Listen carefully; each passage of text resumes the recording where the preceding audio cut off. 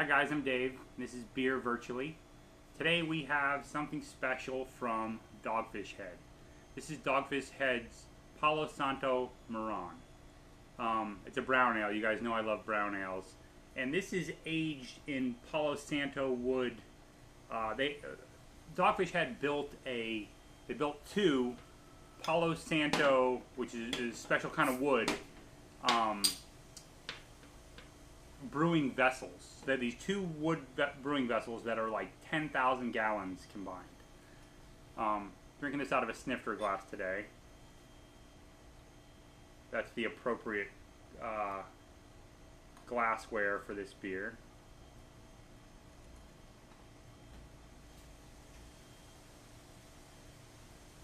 Smells like a brown ale. Nothing, nothing floats to the surface right away.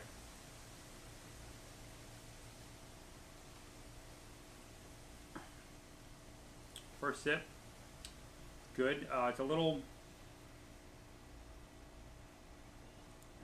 it's roasty with almost a caramely finish.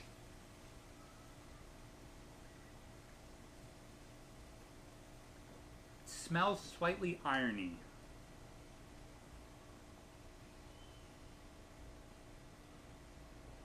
This is a beer, I got some notes I'm going to talk through. I'm going to let it warm up just a hair. It feels like it wants to come out a little bit more. Maybe if it's a little warmer, it'll do that. 12% alcohol by volume, which is why it'd be served in a snifter. That's fairly high. IBUs are 50. I don't feel that it's that bitter at all. I'm not a master of guessing the IBU scale, so I probably would have said a little lower than that because I don't feel that it's very bitter. It's not as bitter. It's maybe a little drier than a regular brown ale. It doesn't have any real sweet notes to it. So maybe I would have guessed, $35, $40. Price, $14.99 a 4-pack. So it's definitely not cheap. This is a year-round release for Dogfish Head, so it's nothing fancy for them, although it is a kind of interesting beer that's aged in or brewed in wood brewing vessels. They also have 3 oak brewing vessels that they brew some stuff in. I had some interesting stuff about the Palo Santo wood. It grows on the coast of South America, and it's related to frankincense, myrrh, and copal. I'm not sure what copal is, but frankincense and myrrh are very fragrant. Very fragrant things. The Spanish name literally means holy wood. So there's some sort of, mythical, if you burn some of this, they sell all sorts of Palo Santo wood, like incense and stuff like that. It's supposed to, clear the air and bring a relaxed energy to the room or whatever. So the type of wood it's supposed to have, it's in the part of the citrus family, and it's supposed to have sweet notes of pine, mint, and lemon. It's interesting. I don't know if I get any pine, mint, or lemon. Maybe a hint of pine. So as it's warming up just a hair, it's definitely becoming a little more aromatic.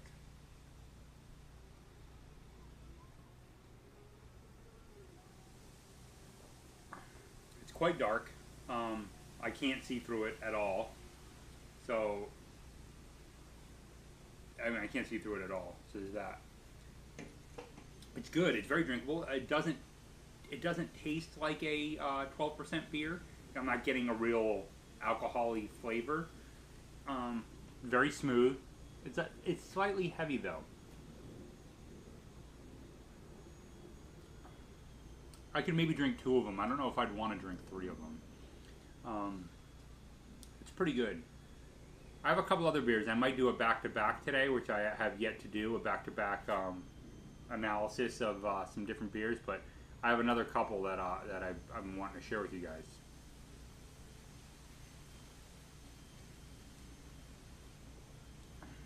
So part of my even if a beer is served in a snifter glass, that's the appropriate for. I think it has a lot to do with the alcohol content, the ABV. So my whole thing is, what do you do with the 2 ounces or whatever that are 3 ounces that are left in the bottle?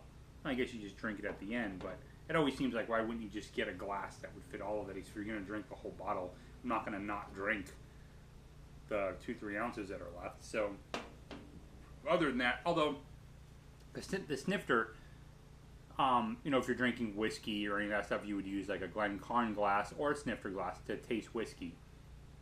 And I actually like I enjoy whiskey also, and I have a number of Glencairn glasses which I'll taste out of. But I really enjoy tasting whiskey out of a mini snifter because the bulb kind of collects all the fragrance and then it funnels it to the top. So when you put your nose in the top, you're getting the kind of all the smells coming together, and you get the same thing with beer in a snifter. So it's definitely more fragrant now, and I don't know. It almost smells boozy, but it doesn't taste boozy at all. It smells almost bourbony. So it's probably just the wood that it's aged in. A slightly iron taste and smell.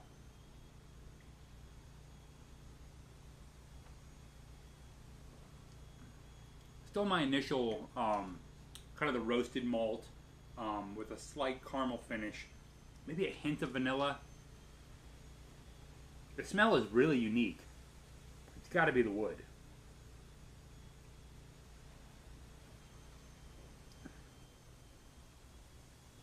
It's good. It's very good. Like I said, it's.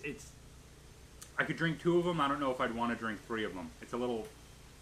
It's not heavy, but it's heavier than I think your standard brown ale. It's heavier than a Death by Coconut or some of the other ones that we've tried.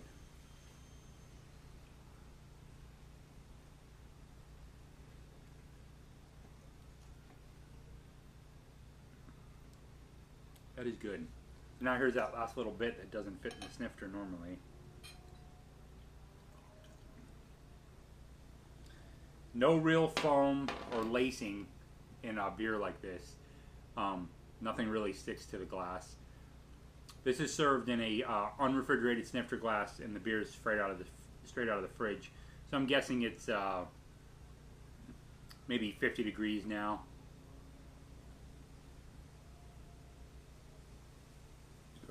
Excuse me. Definitely getting more fragrant as it gets warm.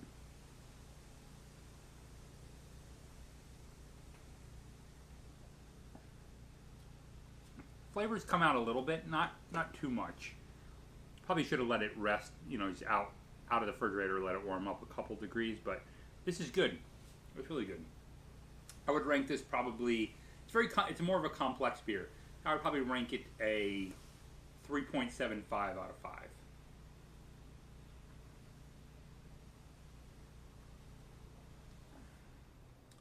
It's good.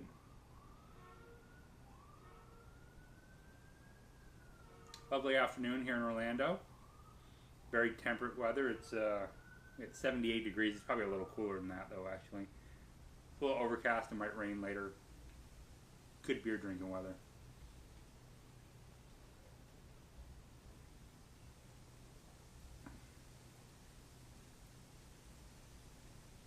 Yeah, I could drink 2. Definitely not 3. It's too. It's not syrupy either, because some of these beers are real syrupy, and that lends it to 1 or 2. It's definitely not syrupy, and brown ales in general tend to not be syrupy. They tend to be almost thinner on the viscosity.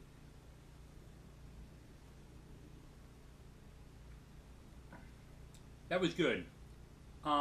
With all the other stuff out there, I'm not sure if I would buy it again, especially at $15 a 4-pack. But it was a good complex beer, very enjoyable. So, till next time, cheers.